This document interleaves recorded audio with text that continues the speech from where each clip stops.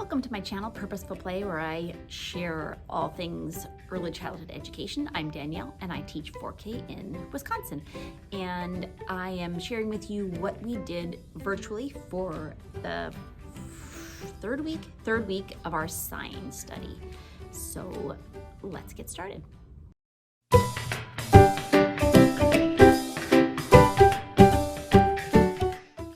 So again, we are using creative curriculum, and we were doing our science study about a month ago. We finished it up end of March, or no, end of January we finished it up. And I had a request to share the rest of what we did, so I'm going to share that with you.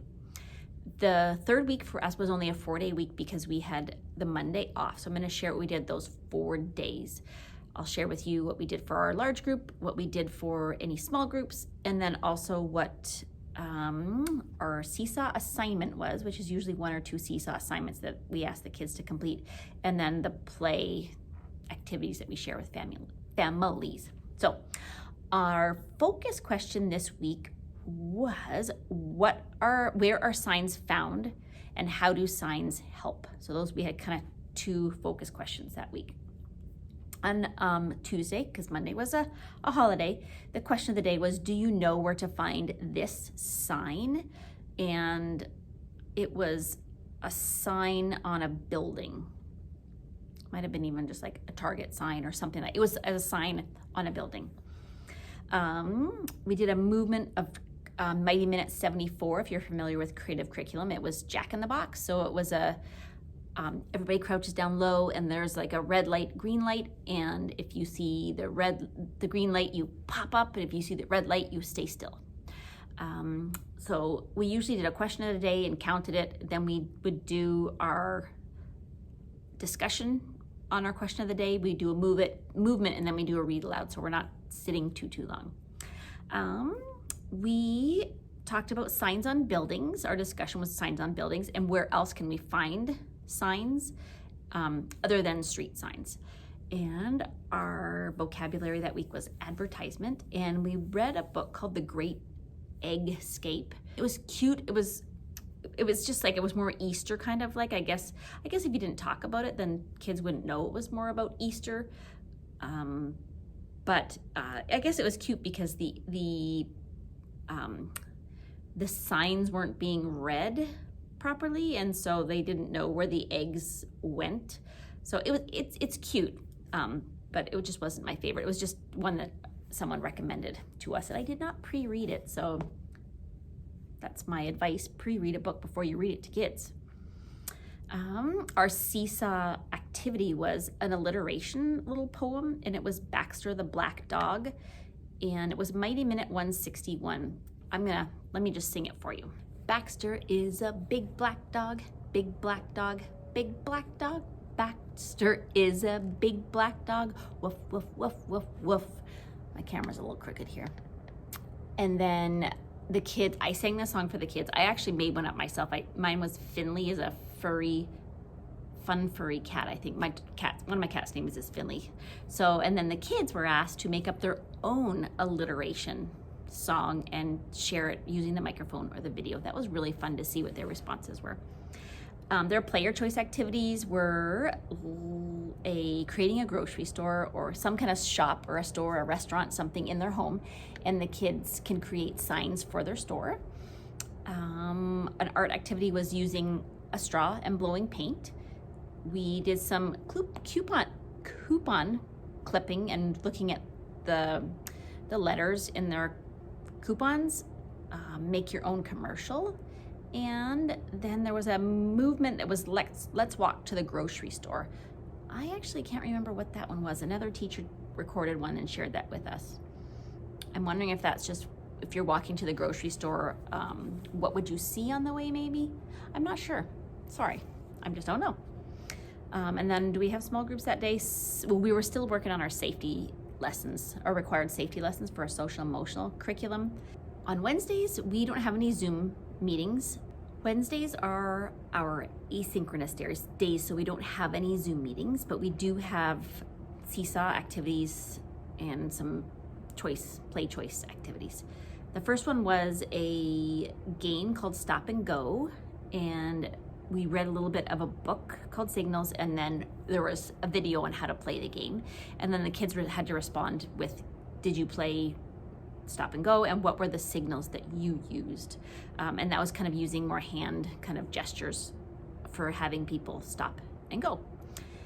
The other one was a Mighty Minute 103. Abby had an anteater, and then you use your first name. So this is the way the song goes. Abby had an anteater, anteater, anteater. Abby had an anteater, it followed her around, or something like that. And then I asked the kids to use their first name, and then again, creating a song that uses alliteration. And then their play choice activities were, the mindful moment was a review on some of the breathing techniques.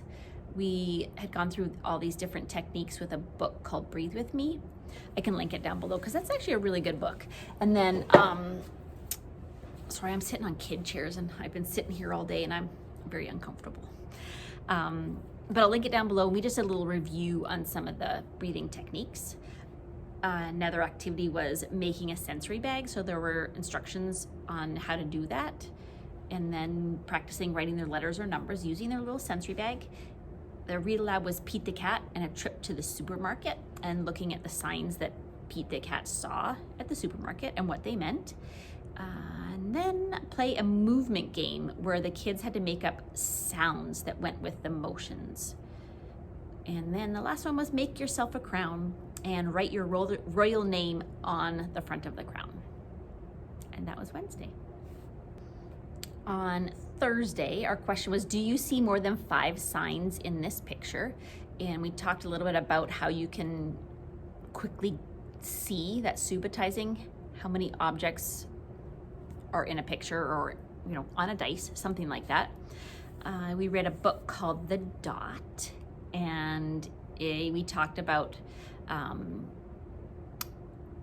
putting your name on your on your artwork, and also trying, because you don't know if you can do something until you try, and it also takes practice.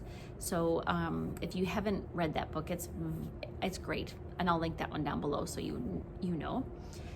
We did not have small groups that day, so I guess I'll move on to the Seesaw Activity.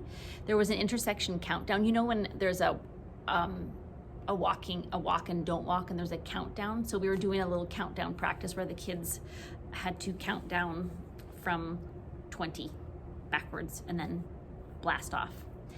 And then our play and choice activities, there was a dance along, a movement for our movement. And then the kids were asked to make signs to show where things belong in their home. They could discuss the safety rules that we've been talking about with their families, and sharing which ones they remembered, making a list or a book or a poster to remember some of our safety rules. And then the art activity was drawing with chalk on a piece of dark paper, and then also trying to draw with the chalk when it's a little bit wet. And if you haven't done that, it's actually really cool how it starts out like really bright and vivid, and then it kind of dries into a different color. And then the last one was read your favorite book with your family and look for signs in the story. Friday, our large group. Do you know what this sign means? It was a walk and don't walk sign. And our movement was a countdown one. So climb aboard the spaceship, we're going to the moon. Hurry up, get ready, we're gonna blast off soon. Put on your helmet and buckle up real tight. We're ready for the countdown, we'll count with all our might. And you crouch all the way down, and then you count from 10 backwards to 0, and then you blast off and you fly around the room. And then when you come back to Earth, I always ask the kids where they blasted off to. And our pre-reading, we were talking about signs and signals and the ones that keep us safe and the ones that can help us. And then we read a book called Sloth Slept On, and it was very silly. It really didn't have to do with how signs keep us safe, but it did kind of talk about the importance of actually looking at and reading a sign, because they really do share very important information with us. Our Seesaw Activity was kind of related to the book that we read before. And it was asking the kids to share a time when they had ever felt angry or sad because they didn't want to do something, but then when they tried it, it turned out actually to be good. And talking about why they didn't want to do it. Was it because they were afraid that they weren't going to do a good job? Our play and choice activities that day, I did a yoga video. I recorded one myself. They were asked to just take out their Play-Doh and do whatever they wanted with it. Make your own game, put signs on some of the spaces like a stop and a detour and a turnaround, and then play the game with someone. And I love when the kids share their pictures or videos of the things that they create, because it's so fun to see that they're actually doing these things, not just playing a game, but creating their own game and playing with it. And I noticed that a lot of families do these activities together. So even older siblings who are in elementary school are doing these activities, and I think they're having a lot of fun and learning together too. And then they were able to listen to the story The Dot again. I reread it, and then they were to create their own masterpiece, and they were asked to sign it, because all artists sign their artwork.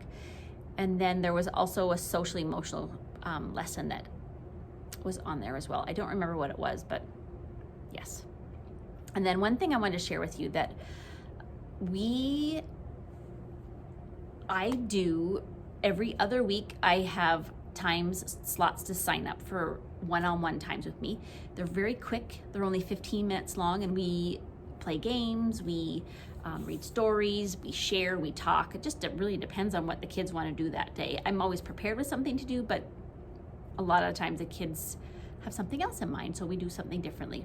So that's on one week, and then the other week I do play dates. So I meet with 2 kids at the same time, and I try to plan an activity where the kids are interacting with each other, and hopefully I can kind of step back a little bit and the kids can interact with each other, because that's a big part of what they're missing right now, being all virtual. And then once a week I also do a lunch bunch, where I make my lunch and I hop on my Zoom and eat lunch with the kids, and we talk about what they're having for lunch. We really talk about anything. Has nothing to do with our study or school or anything like that. It's just hop on and let's chat and be together. So that's it. That was our 3rd week of signs, and I will try and record Signs Week 4 tomorrow. So thanks for watching. Have a happy day, and if you like this one, give it a thumbs up, and stay tuned for Signs Week 4. Bye.